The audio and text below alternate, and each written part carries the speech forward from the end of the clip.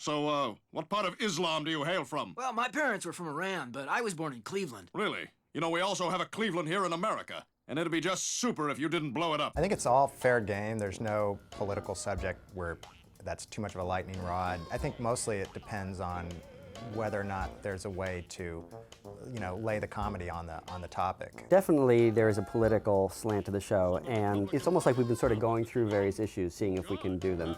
There's the Lincoln Lover episode. We've almost sort of been lately like going through, what's something we haven't dealt with? Immigration we've dealt with, and so, I mean, I think there is this sort of desire to look at the important political issues of the day and make some kind of commentary about them. Certainly not every episode. Yeah. It probably ends up being every fourth episode or something. But yeah, that's one source of stories on this show that's a little unusual.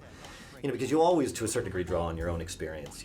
A thing that a friend told you or something you went through. But yeah, on this show there is a lot of what's a political or social issue that could come. There was a few months ago the government eavesdropping was all over the news. So we immediately went, that's an interesting story. Even if by the time it gets on the air that's not hot in the news, it's going to be relevant to our general times. And we ended up writing an episode about where Stan gets this listening equipment from the CIA and starts eavesdropping on all his neighbors and finds out more information than he would like to have and fucks everything up. Every political episode comes with its own set of challenges because Stan is so staunch in what he believes that you really have to figure out like kind of what you want to say and how to get Stan there.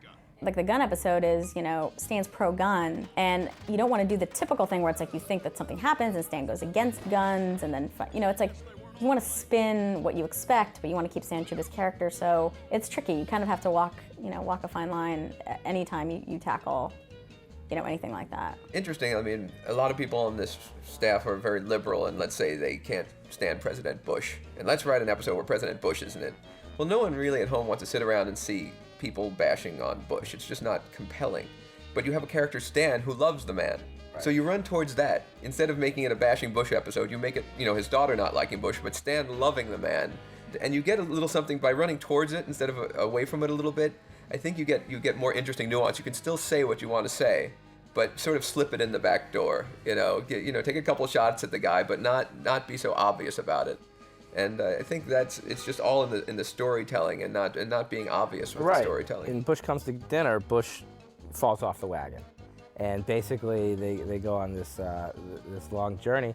But at the end of the episode, it's really a Haley Stan episode, where it falls back on the father-daughter. Whereas Bush says, I was a complete fuck up as a kid, and look where I became president of the United States. So you should ease up on your daughter, Stan.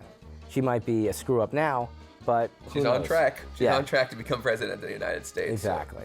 So you can take a big issue like that, but as long as it falls back on the family, then we think we got a good show. For the show to be political while at the same time remaining intelligent, we can't just be as left or right wing as particular writers of an episode might be.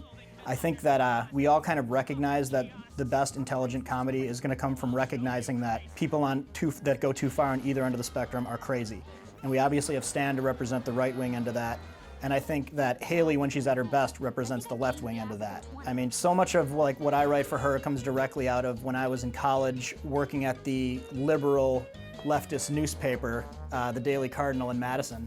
And this was early 90s, just the height of PC craziness, where the Women's Caucus would haul me in and say that I couldn't talk about Star Trek in the office because it created a threatening environment to women. And that was kind of the existence I was living for a while there. And what that really taught me, because up until then I had always definitely considered myself straight down the line, left-wing, liberal. And what that really taught me is that people that are too far on the left are absolutely as ludicrous as people that are too far on the right. So I think it's important to balance out Stan's nonsense and craziness with his daughter, who is hopefully being equally nonsensical and crazy. It's harder to say ass on the show than it is to talk about politics. It's harder to get. We can't even do that. There was we were just talking about this today. Those are the things that are more difficult to do. Those are the hard-hitting issues here. Whether or not it's okay to make this gesture, and whether a four-fingered animated character to make that gesture, than for somebody to talk about Bush being an alcoholic. Lincoln Lover is the best example of us successfully taking a political and actually a social issue as well, and you know, exploring it.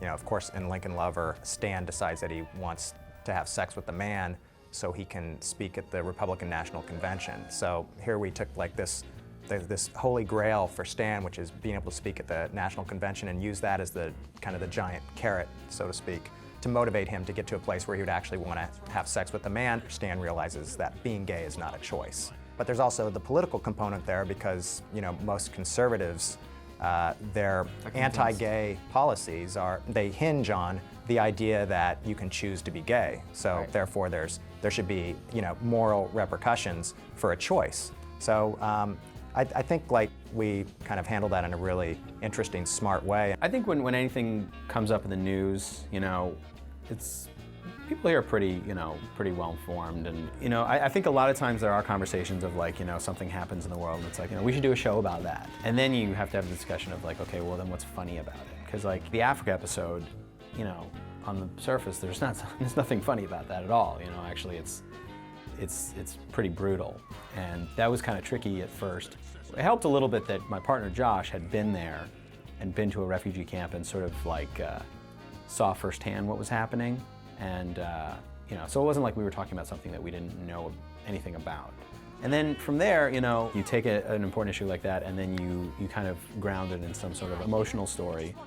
And essentially, you know, we told a story with the backdrop of Africa, but it was a father and son story about a father that just desperately wanted his son to have the same camp experience that he had, which is like a relatable thing that anybody can have. We just turned it up.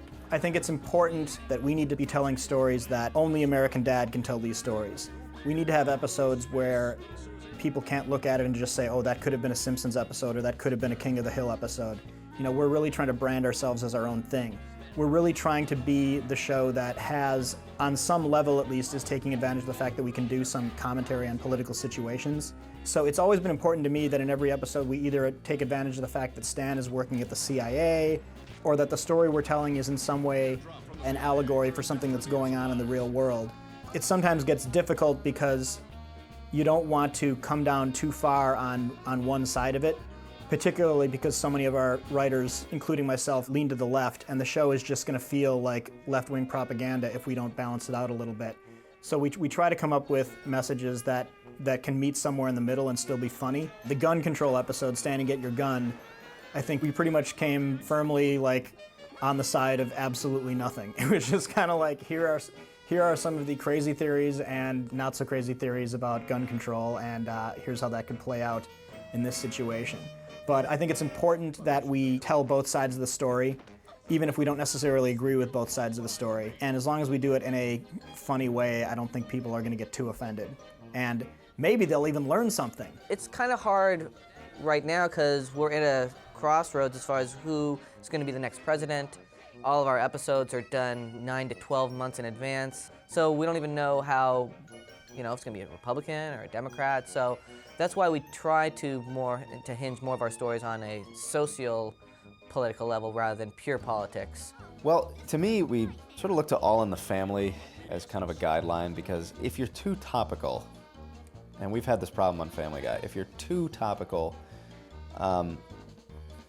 then it'll get dated very fast. And, you know, it's tricky with American Dad because, you know, there is that topical element to the show, but to me, to look at All in the Family as a guide, you know, that's a show, you know, early to late 70s. It was very, very politically oriented, and very much, you know, of the Nixon era, but was always kept relatively generalized.